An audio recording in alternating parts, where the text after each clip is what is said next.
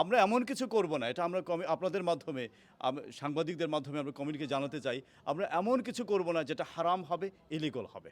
আমরা এমন কিছু করব যেটা হালাল হবে, ইসলামিক হবে। কারণ হাজ আপনি আল্লাহকে খুশি করার জন্য যাচ্ছেন। ওয়ালিল্লাহি আলান নাসি হাজ্জুল বাইতি মান ইসতাতা ইলাইহি সাবিলা। সুতরাং আল্লাহকে খুশি করার জন্য আমরা হালাল ওয়েতে করব, ইসলামিক করব, যেটা রুল অফ ল অ্যালাউ করব সেটা করব।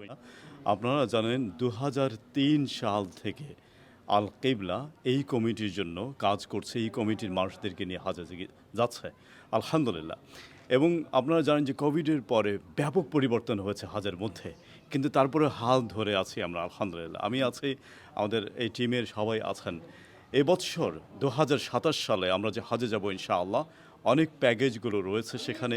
আপনারা ইকোনমি প্যাকেজ আছে, একবারে ৫,৫০০ থেকে প্যাকেজ শুরু। তারপরে সেখানে আপনার স্ট্যান্ডার্ড প্যাকেজ রয়েছে, সেখানে আপনার 5 স্টার প্যাকেজ রয়েছে।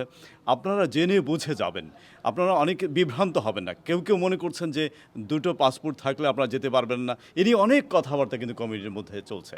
ভাই, আপনার দুটো থাকতে পারে, তিনটে থাকতে পারে, আপনি ৫টা দেশের সিটিজেনশিপ আপনার থাকতে পারে, কেন আপনি ডুয়েল সিটিজেনশিপ থাকতে পারে না? আপনি অবশ্যই যেতে পারবেন।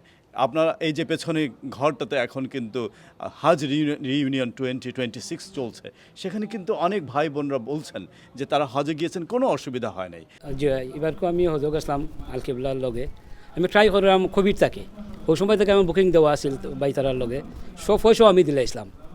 এর বাদে তো আর ক্যান্সেল হয়ে গেল, বাদে সব পয়সা আমার ব্যাগ দিয়েছেন, কোনো পয়সা কাটছেন না তারা। এবারকু তো আমি পয়সা পয়সা ট্রাই করি নুসুকর আন্ডারে, বাট ওয়ে না, হয়তো বা লাখ বা কিবা চেষ্টা তাহলে কি ওয়ে না আর কি জয় যায়।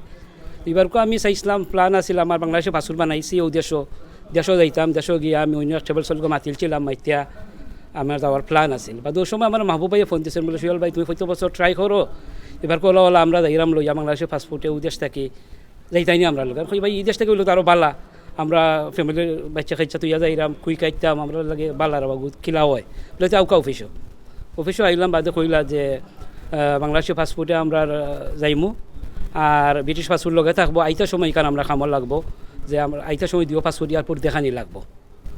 এরপরে তো আমরা যাওয়ার সময় তো অনেকটা শুনলাম যে প্রোগ্রাম ইনোর টিভি চ্যানেলও হয়েছে, আমরা ওয়ারিড আসলাম, সবও যতজনও আসলাম, বাট ভিতরে সাহস আছিল, তারা কইরা চিন্তা করে না জানো আপনারা, আনোয়ার ভাই মাহবুব ভাই সবসময় কইছেন চিন্তা করে না জানি তা কিচ্ছুই তো নাই, এগুলো আমরা লিগাল আছি, ইলিগাল আমরা কিছু করলাম না।